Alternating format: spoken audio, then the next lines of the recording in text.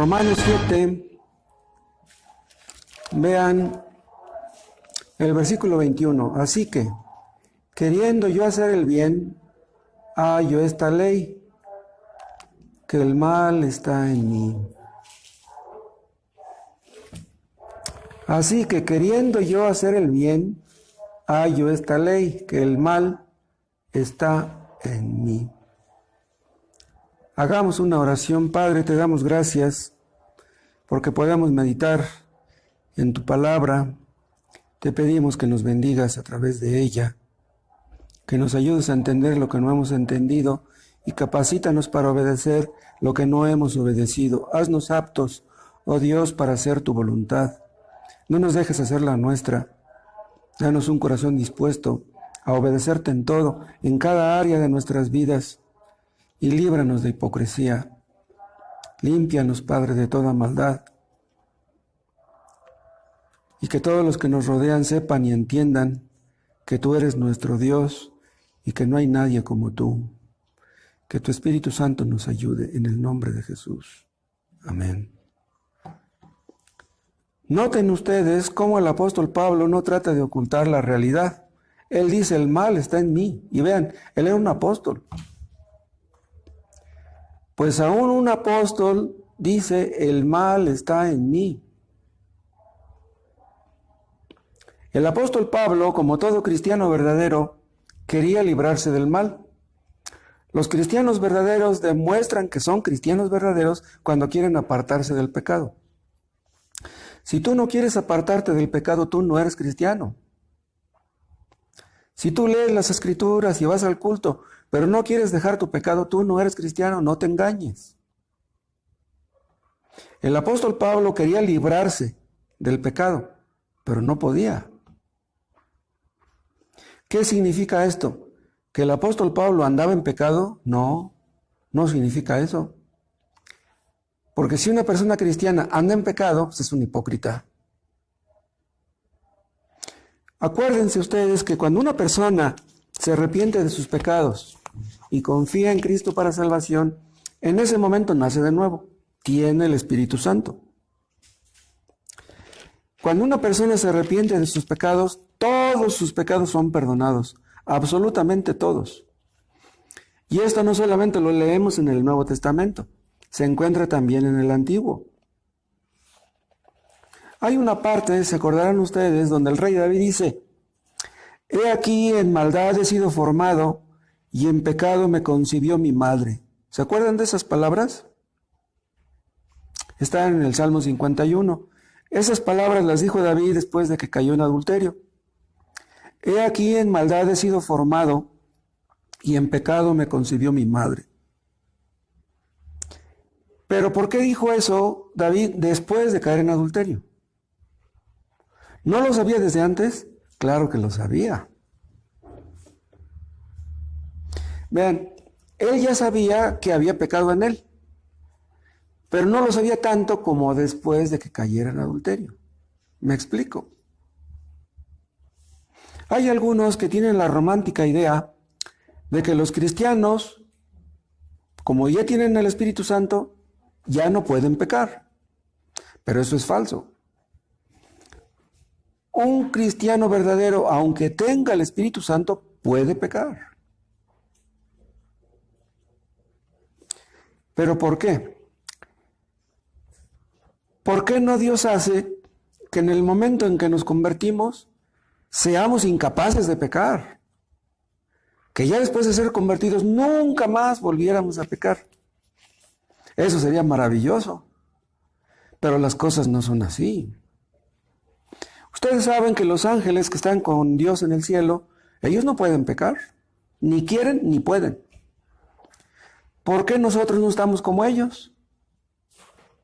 Si ellos no pueden pecar, Dios pudo haber hecho que nosotros fuéramos incapaces de pecar, pero podemos pecar. Los ángeles que están en el cielo obedecen a Dios en todo. Lo obedecen con alegría. Si nosotros obedeciéramos a Dios en todo y le alabáramos siempre con alegría, ¿saben qué? Otro gallo nos cantaría. Pero lo que sucede es que a veces obedecemos a Dios, pero a veces no. A veces le alabamos, pero a veces no. A veces estamos quejumbrosos, dudosos, temerosos, preocupados, afanados, dudando de si Dios nos ayudará. ¿Y saben ustedes por qué es eso? Porque aún siendo convertidos, el pecado mora en nosotros. Como dice Pablo en Romanos 7:21, el mal está en mí. Y si lo dijo él, lo puede decir cualquier cristiano. Dentro de cada cristiano hay algo que se opone a que hagamos lo bueno. Pero vean, cuando creímos en Cristo fuimos justificados, perdonados, salvados, etc. ¿Por qué fue eso? Por lo que Cristo hizo. No somos perdonados porque somos buenos. No somos salvados porque ya no pecamos. No, somos perdonados por lo que Cristo hizo en la cruz. Somos llamados justos, declarados justos por Cristo, no porque seamos justos en nosotros mismos. Pero cuando una persona se arrepiente de su pecado y es justificado, de todas maneras queda un remanente de pecado en él. ¿Se acuerdan ustedes de ese libro que escribió John Owen, que se llama El pecado remanente? Son los vestigios de pecado que quedan en nosotros después de arrepentirnos. Aunque delante de Dios estamos blancos como la nieve, en nosotros mismos no estamos tan blancos como la nieve. ¿Por qué quiso Dios dejar el pecado en nosotros? Hay muchos motivos. Los hemos visto en el pasado. Por ejemplo, uno de ellos es que Dios quiso enseñarnos a anhelar una vida mejor, una vida superior, a suspirar por una vida superior. Mientras estemos en este mundo, siempre pecaremos, de una manera o de otra. Luego pecamos y ni cuenta nos damos. Pero cuando estemos en el cielo, nunca más pecaremos, nunca más. Y es por eso que los cristianos podemos suspirar por ir al cielo. Porque aquí tenemos luchas contra el pecado, pero allá ya no las tendremos. En el cielo ya no tendremos ninguna lucha. Dios quiso dejar remanente de pecado en nosotros para enseñarnos a tener hambre y sed de justicia, hambre y sed de santidad. Los cristianos verdaderos tienen esta clase de hambre, esta clase de sed. Quisiéramos ser perfectos. Quisiéramos no volver a pecar nunca más. Ese es nuestro anhelo. Ese es nuestro deseo. Pero desgraciadamente hay ocasiones en que pecamos. ¿Por qué Dios dejó rastros de pecado en nosotros? Para enseñarnos a discernir entre el bien y el mal. Vean, eso no es fácil. Nosotros somos buenos para discernir el pecado en otros, pero no en nosotros. Pero cuando vemos el pecado dentro de nosotros nos horrorizamos. Cuando nos damos cuenta de lo que somos capaces de hacer. Yo les he comentado en alguna ocasión que un cristiano, en un descuido, pudiera llegar a cometer un crimen. ¡Wow! Pero ¿cómo un cristiano cometería un crimen? Dios nos enseña a discernir entre el bien y el mal. Y a eso contribuye el mal que hay en nosotros. Porque el asunto no es tanto que descubramos el pecado en otros. Debemos descubrirlo en nosotros. No recuerdo quién dijo, creo fue Martín Lutero, que hay 3 cosas que influyen en el crecimiento del cristiano: la oración, la aflicción y la tentación. La oración nos ayuda a crecer en fe, en obediencia, en temor, en santidad. La aflicción también. ¿Por qué nos ayuda la aflicción? Porque cuando estamos afligidos, necesitados, es cuando mejor oramos, cuando estamos enfermos. Y la tentación. ¿Por qué la tentación? Porque cuando somos tentados es cuando nos agarramos de Cristo. Dios mío, ayúdame. No quiero pecar contra ti. Entonces nos ayudan la oración, la aflicción y la tentación. Vean, estas cosas nos sirven a nosotros los cristianos, a los inconversos no les sirven. Los inconversos no pueden orar, ni quieren. Y si un inconverso es afligido, eso le perjudica, eso no le ayuda. Y si es tentado, ¿qué va a pasar? Pues va a caer. No cabe duda de que va a caer. Estas tres cosas, la oración, la aflicción y la tentación, nos ayudan a los creyentes. Todas las cosas ayudan a bien a los que aman a Dios. Los inconversos viven en pecado. Están sumergidos en el pecado, pues no lo entienden. Y si se los decimos, no lo creen. Si ustedes le dicen a un inconverso que todo el mal que existe en el mundo es por causa del pecado, no lo creen. ¿Por qué hay guerras? Por el pecado. ¿Por qué hay divorcios? Por el pecado. ¿Por qué hay adulterios? Por el pecado. ¿Por qué hay pleitos familiares, nacionales, estatales, vecinales? Por el pecado. Pero los inconversos no lo pueden entender, ni creer tampoco. En días pasados, acuérdense ustedes, vimos el tema de la convicción de pecado. Cuando Cristo dice que enviaría su Espíritu y el cual los convencerá de pecado, de justicia y de juicio. ¿Quién nos convence de pecado? El Espíritu Santo. O sea, ¿por qué Cristo envió su Espíritu Santo para convencernos de pecado? Porque sin el Espíritu Santo nadie se convence de pecado.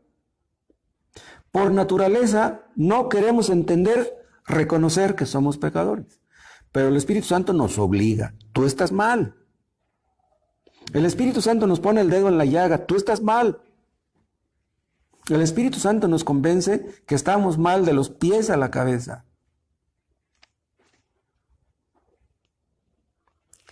En este mundo, los inconversos creen que son buenos. Y si tú le dices a un inconverso que es una buena persona, lo va a creer. Pero si tú le dices que es una mala persona, no lo puede creer. Si tú le dices a un ladrón que es malo que sea ladrón, no puede creerlo. Y una persona que no entiende lo que el pecado es, no puede entender por qué era absolutamente necesario que Cristo muriera en la cruz. ¿Por qué Cristo murió en la cruz? Vean, ¿cuál fue el propósito de la muerte de Cristo en la cruz? Vean, esta es una de las preguntas más importantes que puede hacerse el ser humano. ¿Por qué era necesario que Cristo muriera en la cruz? Pregúntenle ustedes a un inconverso, a una persona que no es cristiana, que les diga, ¿por qué Cristo murió en la cruz? ¿Saben qué va a decir? ¿Saben qué te va a contestar? Te va a decir, bueno, pues Cristo murió para darnos ejemplo.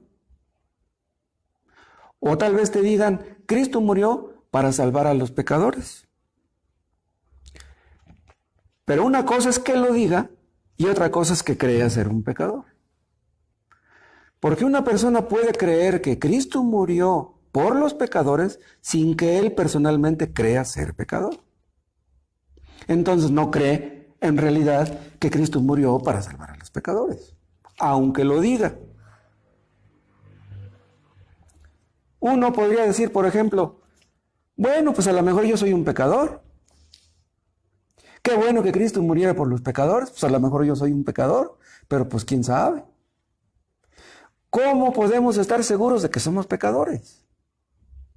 Si el Espíritu Santo no nos convence, no lo creeremos. Los puritanos en siglos pasados escribieron mucho acerca del pecado en el creyente. Es así, le vamos a poner el título a nuestro tema de hoy, el pecado en el creyente. Anótenlo. El pecado en el creyente. Dice el apóstol Pablo, el mal está en mí, el pecado está en mí, es lo que quiere decir. ¿Por qué los puritanos escribieron tanto acerca del pecado en el creyente? ¿Saben por qué? Porque Dios quiso. Dios los guiaba a eso. ¿Y saben por qué? Porque es un tema que nos concierne a todos.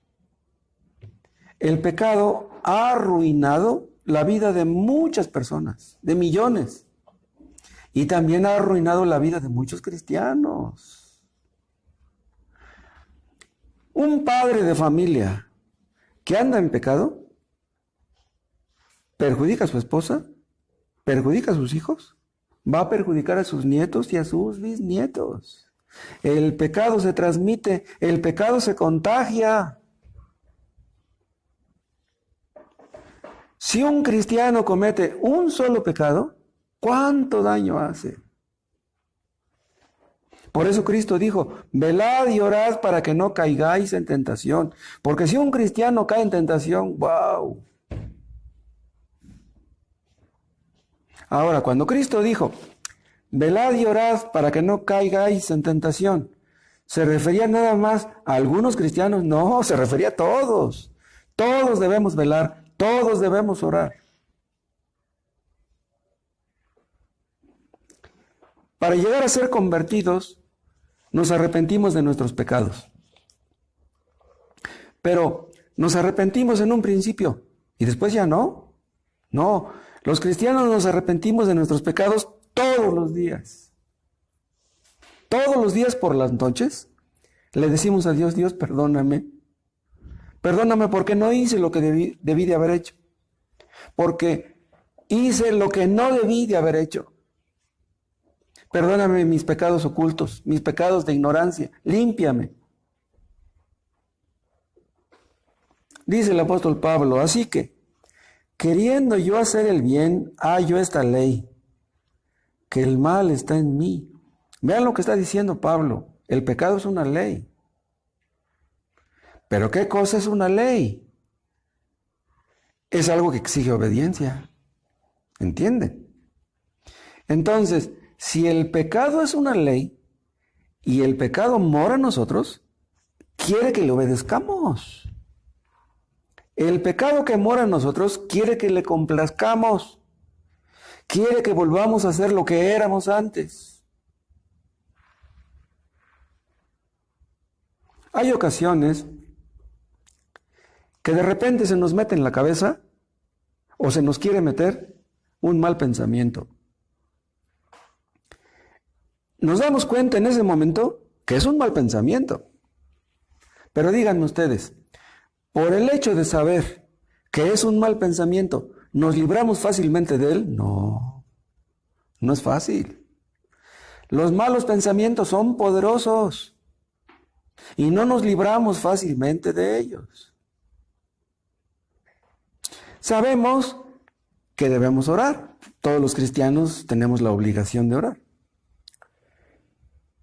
Pero el hecho de que sabemos que tenemos que orar no garantiza que lo vamos a hacer. Es posible que un cristiano descuide la oración. Sabemos que tenemos que leer la Biblia. Y es posible que pase un día sin que la leamos. O pudieran ser 2. O pudieran ser hasta 3. Entonces, saber que tenemos que hacer ciertas cosas no garantiza que las vamos a hacer. Pero ¿saben por qué? Porque el pecado que mora en nosotros obra en nuestra mente y trata de desviarnos de lo bueno. El pecado que mora en nosotros quiere que pequemos. El Espíritu Santo mora en cada creyente, lo mismo que el pecado. Entonces ahí dentro hay una lucha. El Espíritu Santo quiere que seamos obedientes. El pecado que mora en nosotros quiere que seamos desobedientes. Ya vimos Romanos 7:21. ¿Sí? Vean lo que dice el 22. Porque según el hombre interior me deleito en la ley de Dios. Solamente un cristiano verdadero hace esto. Solamente un cristiano verdadero se deleita en la ley de Dios. Ama la palabra de Dios. Lo que Dios dice. Dice, me deleito. Pero dice el 23, pero, aunque me deleito en la ley de Dios, dice, veo otra ley en mis miembros que se revela contra la ley de mi mente y que me lleva cautivo a la ley del pecado que está en mis miembros. Vean lo que dice aquí el apóstol Pablo. Yo amo la ley de Dios, pero hay otra ley dentro de mí que me impulsa a querer alejarme de lo que Dios quiere. O sea, Dios quiere que hagamos lo bueno. El pecado que mora en nosotros quiere que hagamos lo malo. Hay una lucha interna en cada creyente. Pero vean, esto se refiere solamente a los creyentes. Los creyentes tienen una lucha interna, los inconversos no. ¿Por qué los creyentes tienen una lucha? Porque tienen el Espíritu Santo. Los inconversos no lo tienen.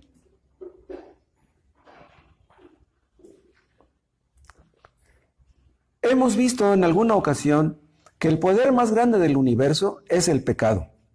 El poder del pecado es el más grande del universo. Es tan grande el poder del pecado que hasta Satanás está sometido a él. Satanás es esclavo del pecado. Entonces el pecado es más poderoso que Satanás. ¿Entienden ustedes eso?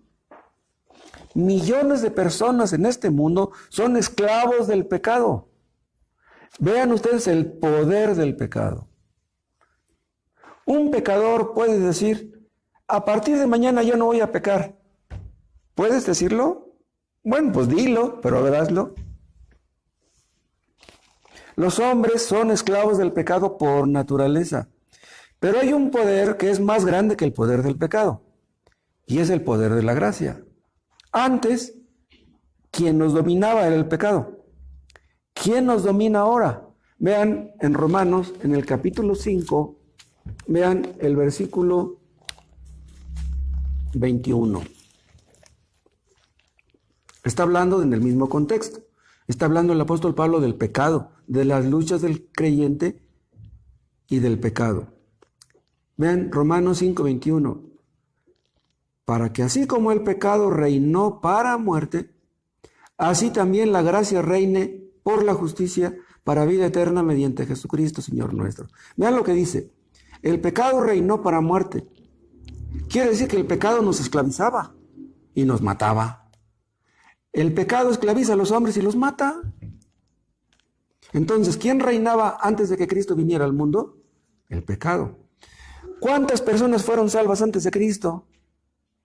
Muy poquitas. Todos los que vivieron en México antes de Cristo, todos terminaron en el infierno. Todos los que vivieron en África antes de Cristo, todos murieron y fueron al infierno. La única forma de ir al cielo es por medio de la obra de Cristo. ¿Pero quién de los mexicanos antiguos conoció la obra de Cristo? Nadie. Fuera de Cristo no hay salvación para nadie. No hay salvación en Huitzilopochtli, ni en Quetzalcóatl, ni en Tlaloc. Solamente hay salvación en Cristo, pero como los mayas y los aztecas no conocieron a Cristo, no pudieron ser salvos. La única forma de ir al cielo es por medio de Cristo. Los que no conocieron el Evangelio es imposible que hubieran ido al cielo. Nadie va al cielo por sus obras. Vamos al cielo por las obras de Cristo, no por las nuestras. Pero ven otra vez 5:21. Para que así como el pecado reinó para muerte, así también la gracia reine por la justicia para vida eterna. Vean, antes ¿quién reinó? El pecado. ¿Quién reina ahora? La gracia. Entonces, la gracia es un poder más grande que el poder del pecado. Por la gracia de Dios, el poder del pecado es debilitado en el creyente. Y es por eso que el pecado ya no nos domina, ya no nos controla. Ya no podemos volver a la vida de antes, porque ahora estamos en Cristo y tenemos su Espíritu Santo. Un cristiano verdadero no puede volver a la vida de antes, porque el Espíritu Santo lo impide. Entonces, el pecado es súper poderoso, pero la gracia es más grande que cualquier otro poder. Ahora quien reina es la gracia. Y dice al final del 21, mediante Jesucristo, Señor nuestro. ¿Quién era nuestro Señor antes? El pecado. ¿Quién es nuestro Señor ahora? Es Cristo. Antes nos dominaba el pecado, ahora quien nos domina es Cristo. Entonces, ¿qué estoy diciendo? Vean, el pecado es una ley, pero no nos domina a los creyentes. El pecado está en nosotros, esa ley está en nosotros, pero no nos domina. Está dentro de nosotros, pero no nos domina. Y lo dice Pablo en Gálatas también, ¿quieren ver?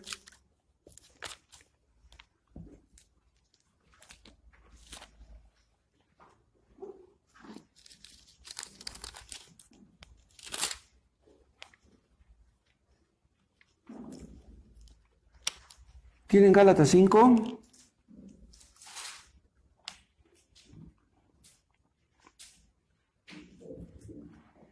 Vean Gálatas, 5:16. Digo pues, andad en el Espíritu y no satisfagáis los deseos de la carne. Y dice el 17, porque el deseo de la carne es contra el Espíritu y el del Espíritu es contra la carne. Y estos se oponen entre sí para que no hagáis lo que quisierais. Vean lo que dice aquí Pablo. Dentro de cada creyente hay carne y hay espíritu. ¿Qué cosa es la carne? Es el pecado que mora en nosotros, los vestigios de la naturaleza caída, de lo que éramos en Adán. Dice, el deseo de la carne es contra el espíritu. Vean ustedes que espíritu está con mayúscula. Entonces, el pecado que está en nosotros se opone al espíritu, dice, y el del espíritu es contra la carne, y estos se oponen entre sí para que no hagáis lo que quisierais. ¿Qué es lo que quisiéramos? Quisiéramos ser perfectos. Quisiéramos amar a Cristo con todo nuestro corazón. Quisiéramos no volver a pecar nunca. Pero hay dentro de nosotros alguien que se opone. Y es ese pecado que mora en nosotros. ¿Qué tan poderoso será ese pecado que está en nosotros, que nos estorba para que no hagamos lo que queremos hacer? Es lo que está diciendo Pablo en Romanos 7:21. El mal está en mí. Tengo el Espíritu Santo, pero aunque tengo el Espíritu Santo, el mal está en mí.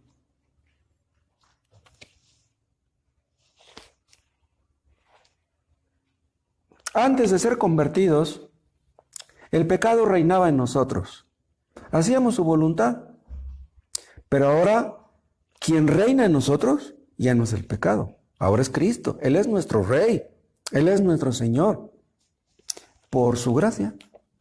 No porque lo merezcamos. Reina en nosotros por su gracia. Entonces, repito lo que dije hace rato. El poder del pecado ha sido quebrantado, debilitado en los creyentes. Pero sigue siendo poderoso. Y temible también. Y saben una cosa, cuando menos sentimos su presencia, la presencia del pecado es cuando es más poderoso.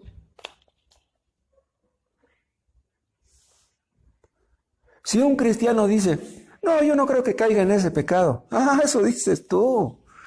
Dices que no vas a caer, ya caíste. Los inconversos, las personas que no son convertidas, que no son cristianas, creen que se van a salvar haciendo buenas obras. No creen que exista un cielo o un infierno. No están seguros, pero dicen, bueno, si hay un cielo, voy a hacer buenas obras, me voy a ganar el cielo.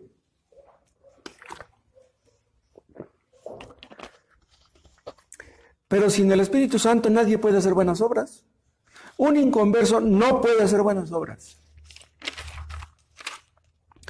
Un inconverso le da una limosna a un limosnero. Aparentemente esa es una buena obra, aparentemente.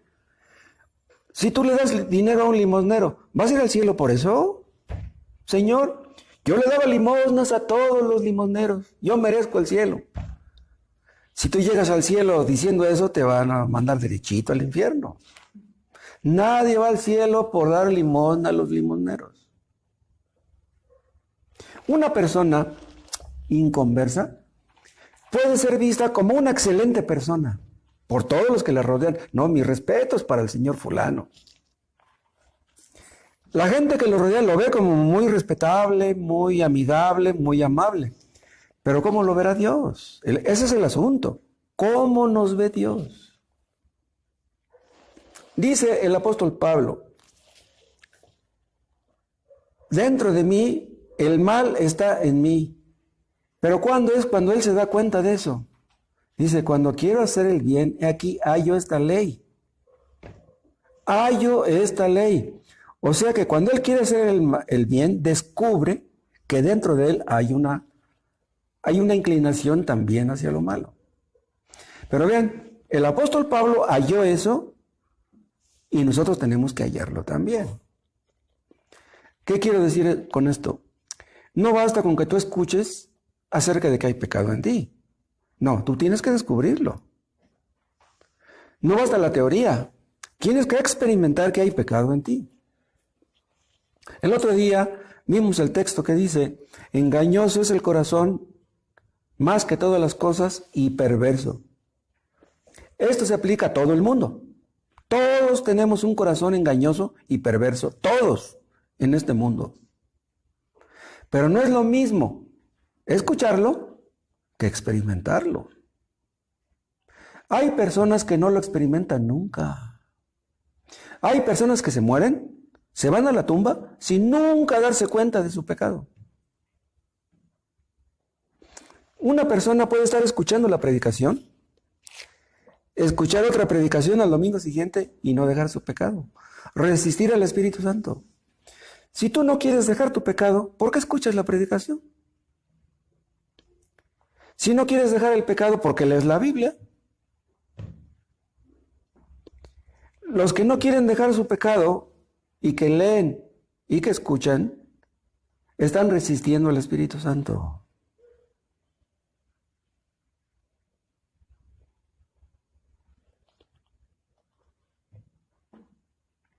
Las personas que resisten al Espíritu Santo llegan al punto de endurecerse de tal manera que ya no hay esperanza para ellos. Si tú no quieres dejar el pecado, Dios no te va a estar rogando siempre. Si tú no quieres dejar el pecado, bueno, allá tú. Es tu problema. Debemos descubrir esta ley. ¿Y cuándo es cuando la descubrimos? Dice Pablo, cuando queremos hacer el bien. ¿Y saben cuándo va a ser eso? Más bien, ¿durante cuánto tiempo va a ser eso? Desde que somos convertidos hasta que nos muramos. Así va a ser siempre. Por ejemplo, supongamos que un joven se convierte a los 15 años y se muere a los 80. Pues desde los 15 años hasta los 80 tendrá que estar luchando contra su pecado.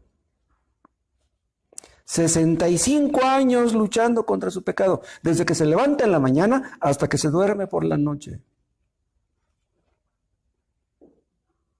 Un recién convertido ya tiene el Espíritu Santo. Y el Espíritu Santo le impulsa a hacer el bien. Quiere hacer el bien. Ya no puede practicar el pecado. ¿Se acuerdan que así lo dice Juan en la primera epístola? Dice, porque todo aquel que es nacido de Dios no practica el pecado. Una persona convertida no puede practicar el pecado. Si tú practicas el pecado, no eres convertido. Pero aunque un cristiano no practica el pecado permanece en él. Como dice Pablo, el mal está en mí. Tenemos el Espíritu Santo, pero el Espíritu Santo puede ser contristado, puede ser aún apagado. Pero ahí está. El Espíritu Santo en un creyente no se va y viene, ahí está siempre. El Espíritu Santo no deja a un cristiano, no lo abandona. Y el Espíritu Santo nos capacita para hacer el bien, para hacer lo que le agrada a Dios.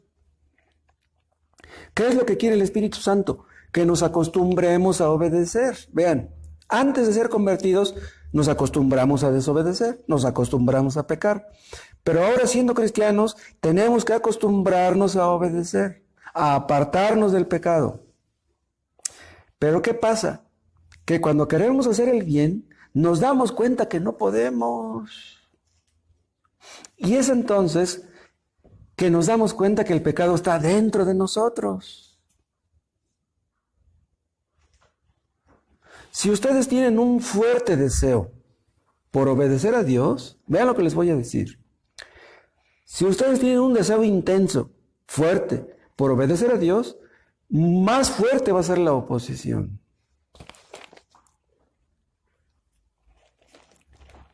Si ustedes casi no oran, si ustedes casi no leen, si ustedes casi no evangelizan, ustedes no se van a dar cuenta de esa oposición.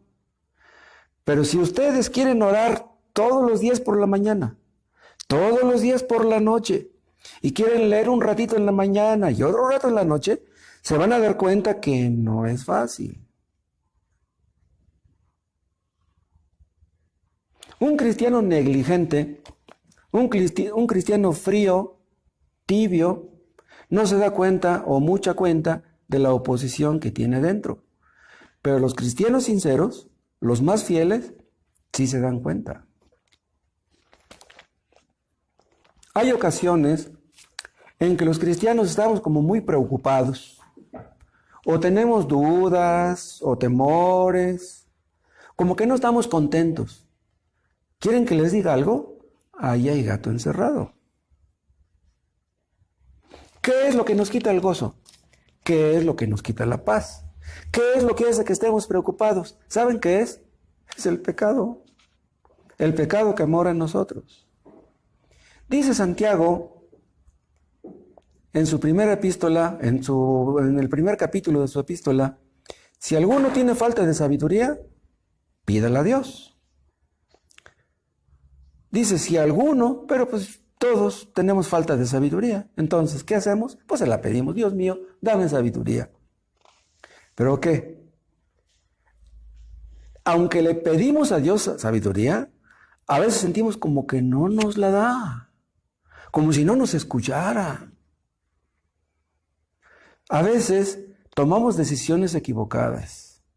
A veces nos metemos en cosas que no debemos meternos. ¿Por qué? Porque no somos sabios. Los inconversos, bueno, hay inconversos que son muy buenos para cuidarse de lo que les hace daño a su organismo. Por ejemplo, hay inconversos que casi no quieren comer azúcar, no quieren comer harinas, no quieren comer pasteles, refrescos. Dicen, no, eso me hace daño. Está bien, pues, que lo quieren hacer, pues que lo hagan. Pero descuidan lo más importante. Cuidan su cuerpo y no cuidan su alma. Les preocupan las calorías. Le preocupa lo que le vaya a hacer daño a su organismo, pero no les preocupa su alma. No son sabios. Pero un cristiano debiera ser sabio. ¿Qué es lo más importante para un cristiano? Su alma. No estoy diciendo que nuestro cuerpo no es importante, no, claro que lo es. Debemos ser cuidadosos con lo que comemos, pero es más importante el alma. Si ustedes me invitan una rebanadita de pastel, pues nos la comemos, ¿sí? No nos la vamos a comer todos los días, ¿sí?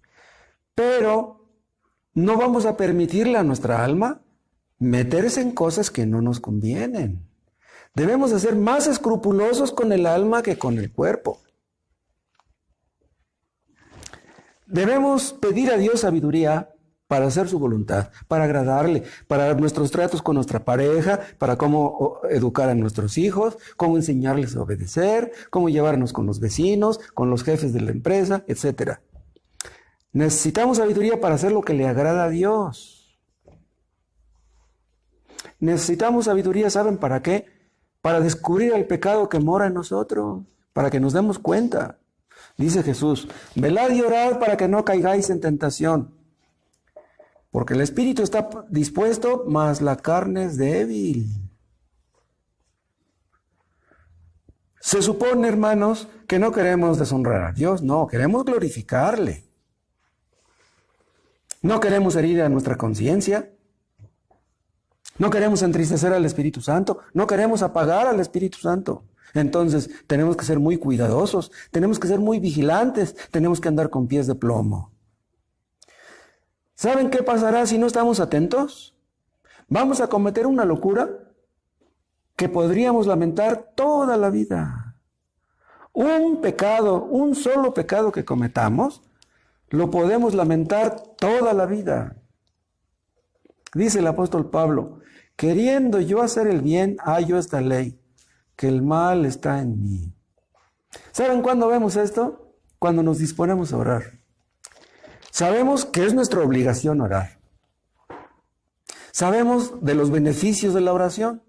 Sabemos del poder de la oración. Pero ¿qué pasa cuando nos disponemos a orar? Que hay algo dentro de nosotros que se opone. Hay ocasiones en que no tenemos ganas de orar. Y ven una cosa, si no tenemos ganas de orar, eso no es cosa del diablo, como dicen algunos, no. Eso es cosa del pecado que mora en nosotros. No le echen ustedes la culpa al diablo. ¿Saben cuándo vemos que el pecado mora en nosotros? Cuando queremos leer las Escrituras. Hay veces que leemos un capítulo y no entendemos nada. ¿Por qué no entendemos nada? Pues por nuestro pecado. ¿Saben cuándo vemos el pecado que mora en nosotros? Cuando queremos ofrendar. Algo dentro de nosotros nos dice, no ofrendes tanto, luego no te va a alcanzar. ¿Saben cuándo vemos el pecado que mora en nosotros? Cuando queremos evangelizar. Yo sí voy a evangelizar al vecino. Y a la mera hora no le dijiste nada al vecino.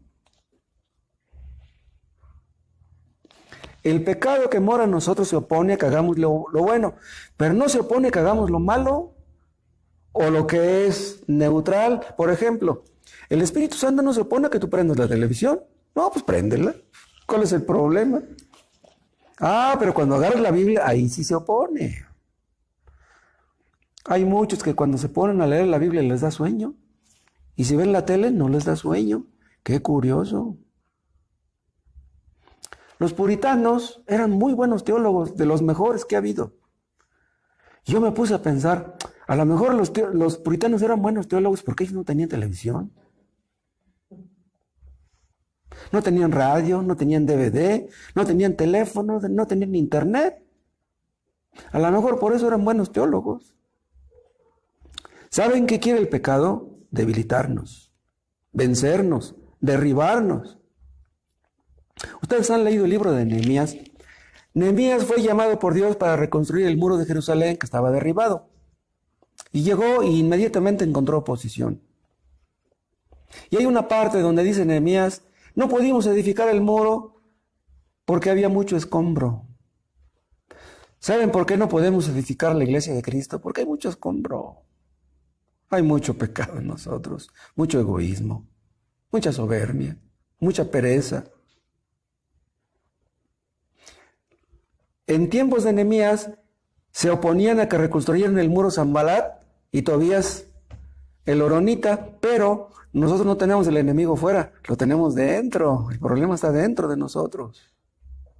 El pecado que mora en nosotros trata de influir en nuestra mente. Y luego trata de influir en nuestras emociones. Y luego trata de influir en nuestra voluntad. El pecado no quiere que obedezcamos a Dios. El pecado quiere que nos gocemos en esto, que nos gocemos en aquello, gózate en lo que tú quieras, menos en Cristo. ¿En qué debe gozarse un cristiano? En Cristo. Regocijaos en el Señor. Otra vez os digo, regocijaos. Hay muchas cosas, hermanos, que tratan de engañarnos, de atraparnos, de seducirnos. Cosas que nos distraen. Y es por eso que a veces no podemos orar.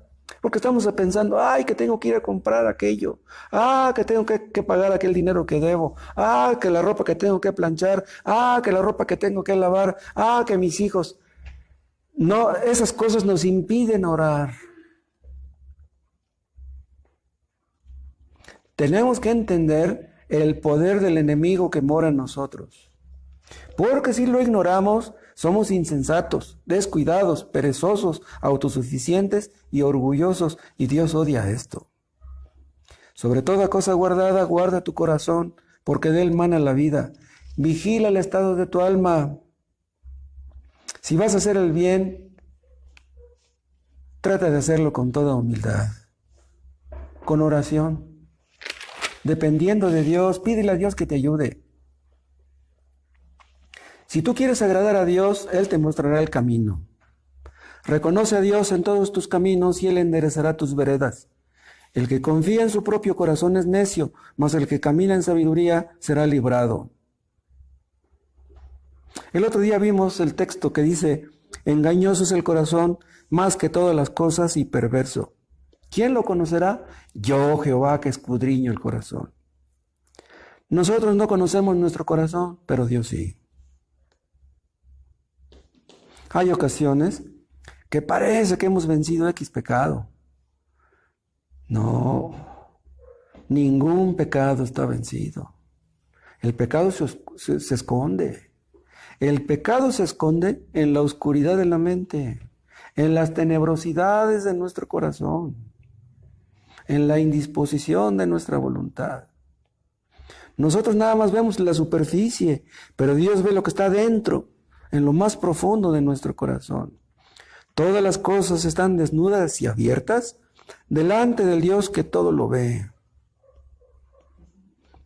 El corazón es tan engañoso, hermanos,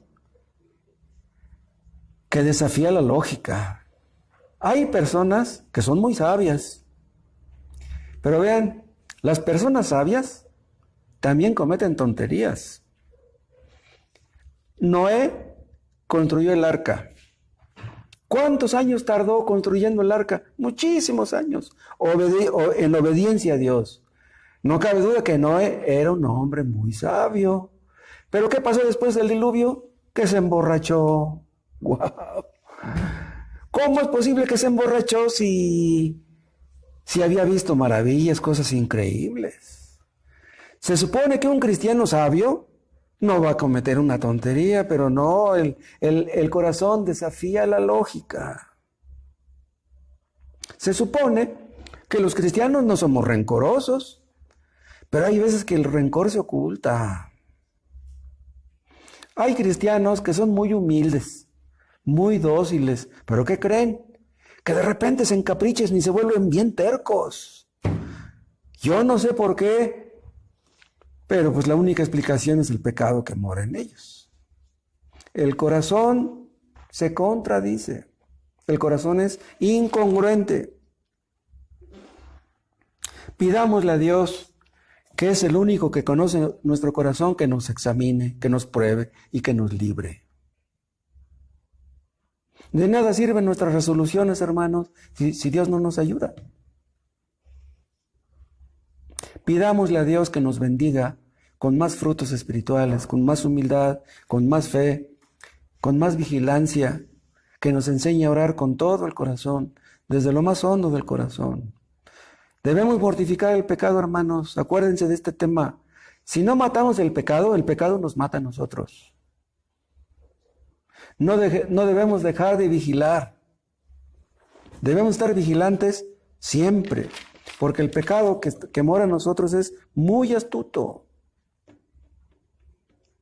En lugar de estar sospechando de los que nos rodean, sospechemos de nosotros mismos. Antes de tomar una decisión, hermanos, consultemos con Dios. Pidamos su ayuda, su guía. Examíname, oh Dios, y conoce mi corazón. Pruébame y conoce mis pensamientos. Hay veces que creemos que somos muy sinceros, pero ¿quién sabe? Tal vez creemos que somos sinceros, pero dentro de nosotros haya algo de hipocresía. Que Dios nos ayude, que Dios nos libre. Padre, te damos gracias por tu palabra. Ayúdanos a ponerla en práctica. Líbranos de toda maldad. Enséñanos a ser un pueblo santo, como Cristo merece. Líbranos de toda hipocresía, de toda soberbia, de todo rencor, de toda envidia, de toda falsedad, de todo pecado que pueda morar en nosotros. Fortalécenos en la lucha y danos un corazón dispuesto a confiar en ti siempre, apoyarnos en ti siempre, desde la mañana y hasta la noche y hasta el último día de nuestras vidas. Te lo pedimos en el nombre de Cristo Jesús. Amén.